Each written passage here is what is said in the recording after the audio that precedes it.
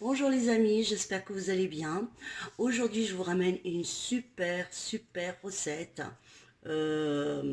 rapide, facile et aussi délicieuse. Donc, je vais commencer par les ingrédients, par vous expliquer la première étape. Donc là, j'ai un demi-poireau plus un oignon moyen que je vais faire revenir 15 minutes à peu près, qui deviennent juste un petit peu translucides et je vous retrouve après. Donc je reviens après avoir donc laissé mijoter donc un petit peu et laissé devenir l'oignon et le poireau translucide dans un filet de l'huile d'olive. J'avais oublié de vous le dire que j'avais mis un filet d'huile d'olive. Si vous n'en avez pas, c'est pas une obligation. Vous pouvez mettre de l'huile végétale. Donc là, je vais continuer la suite de ma recette, mais c'est une recette qui est excellente.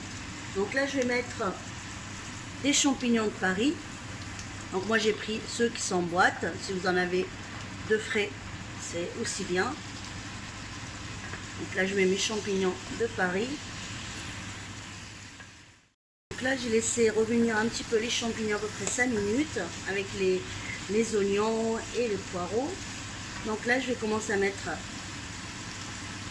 un poivron rouge que j'ai fait griller au four. Donc voilà, un poivron rouge. J'ai pas mis de verre parce que le verre avec cette recette ça donne pas très bon goût. Là j'ai des tomates sèches que j'avais préparées moi-même dans l'huile d'olive. Voilà. Donc je vais mettre tout ça.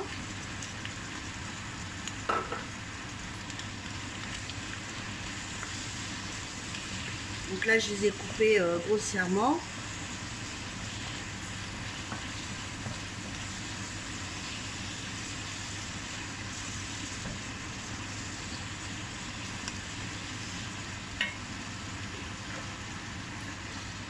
Donc là j'ai du jambon fumé aux herbes de Provence, donc jambon de poulet, donc fumé aux herbes de Provence,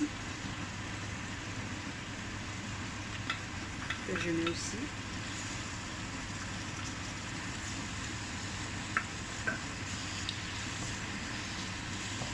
Je sais pas si ça se dit jambon de poulet, mais moi je le dis comme ça, je l'appelle comme ça, jambon de poulet parfumé aux herbes de Provence.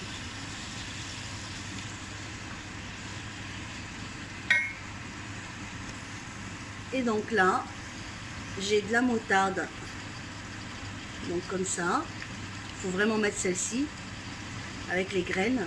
Et j'ai donc j'ai une cuillère à soupe de moutarde, j'ai une cuillère à soupe de harissa. Vous allez voir, c'est une recette qui a beaucoup de goût, très savoureuse, moi j'adore, très parfumée.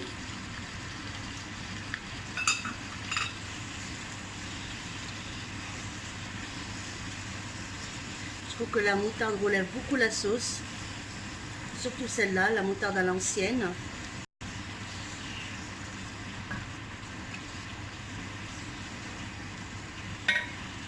Là, j'ai une cuillère à soupe de tomates concentrées.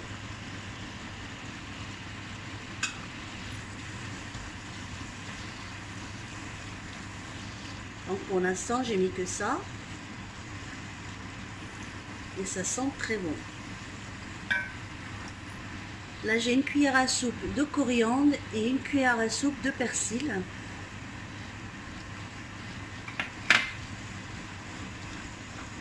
Donc vous voyez, c'est très facile. On a tous à peu près ces ingrédients chez soi.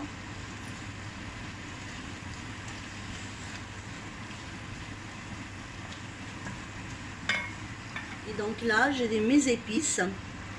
Donc j'ai de l'ail, j'ai des herbes de Provence, du thym, du curcuma, un cube de safran, du gingembre, du poivre, paprika.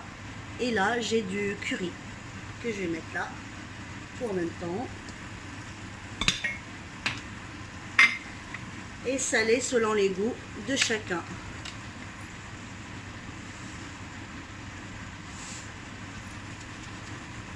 Voilà, et je vais rajouter là, en dernier, un filet d'huile d'olive, à peu près 2 cuillères à soupe de l'huile d'olive.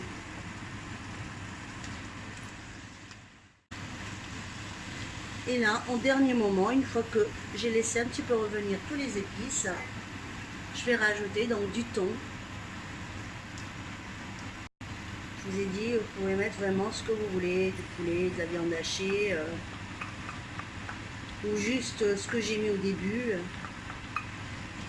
sans mettre ni viande ni rien. Juste à laisser mettre des légumes aussi.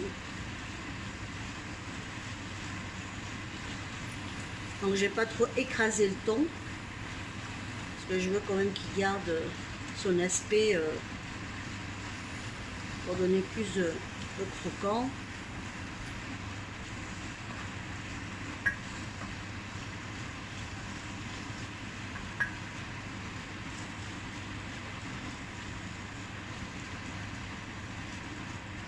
Donc voilà, donc ma sauce est prête. Là je vais passer donc à la suite de la recette. Donc je vais faire l'appareil dans laquelle je vais mettre cette sauce pour la mettre après au four.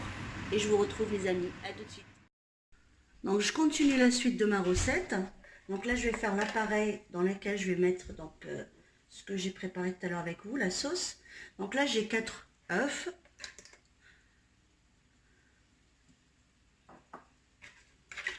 Donc, je vais bien les mélanger jusqu'à ce qu'il n'y a plus ce fil.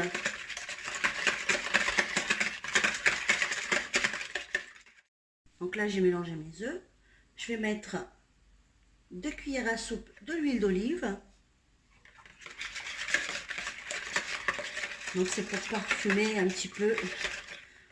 Et je vais mettre du sel. Donc le sel, je rappelle toujours, c'est selon les goûts de chacun. Sachant qu'on a mis un petit peu dans la sauce.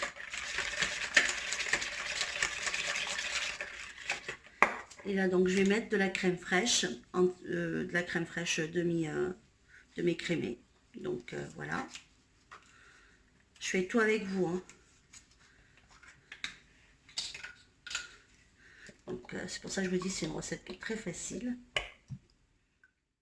Là j'ai un yaourt nature. Donc s'il y a de l'eau, vous l'enlevez.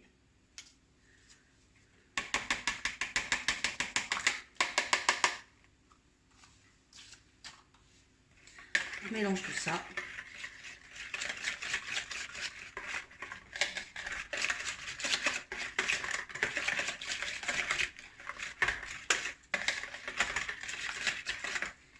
Et là donc j'ai 300 g de farine et un sachet de levure de 15 g que je vais tamiser tout en même temps. Donc il faut bien tamiser votre farine pour ne pas avoir votre grumeau à l'intérieur. Ça va pas être bon après. Et là je vais venir, vous voyez, regardez, c'est pour ça que je vous dis attention. Il faut vraiment la tamiser, votre farine. Et là donc je vais venir tout doucement mélanger.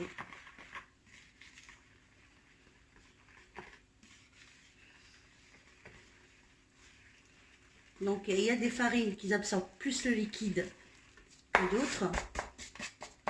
Donc si vous voyez que votre farine a vite absorbé le liquide, vous en mettez un demi-verre de lait. Et si vous voyez que votre pâte, je vais vous montrer la consistance qu'elle doit avoir.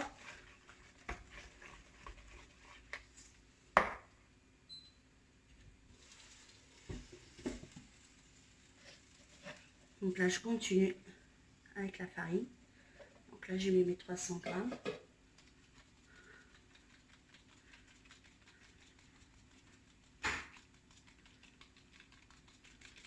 Donc voilà.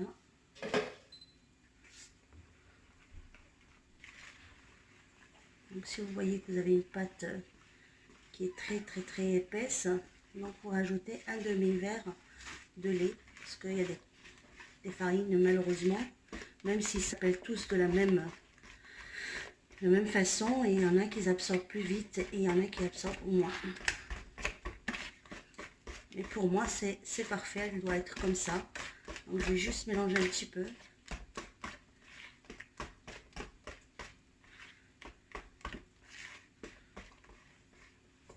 Donc voilà, elle doit être comme ça, crémeuse. Et là, je vais la laisser reposer quelques minutes, le temps de préparer donc ma sauce pour tout mélanger ensemble.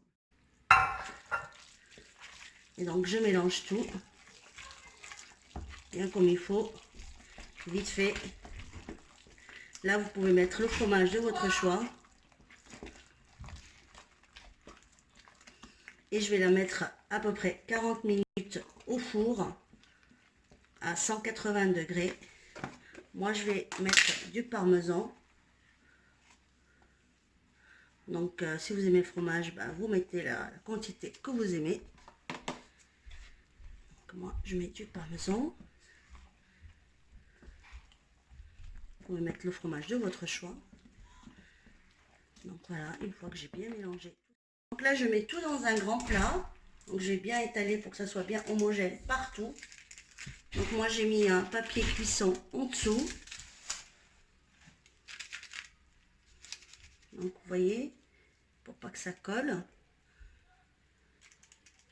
Ça fait à peu près comme une quiche, mais en mieux, parce que moi j'aime beaucoup, parce qu'il y a pas mal d'ingrédients, pas mal de choses dedans qui sont super délicieuses.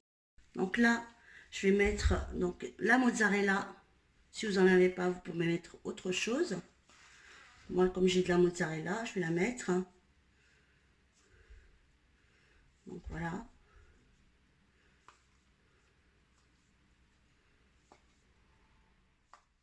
Donc là, je vais la mettre au four à 180 degrés pendant une quarantaine de minutes. Je vous retrouve après la cuisson. À tout de suite. Donc je reviens les amis après la cuisson. Donc là, je vous la montre de près.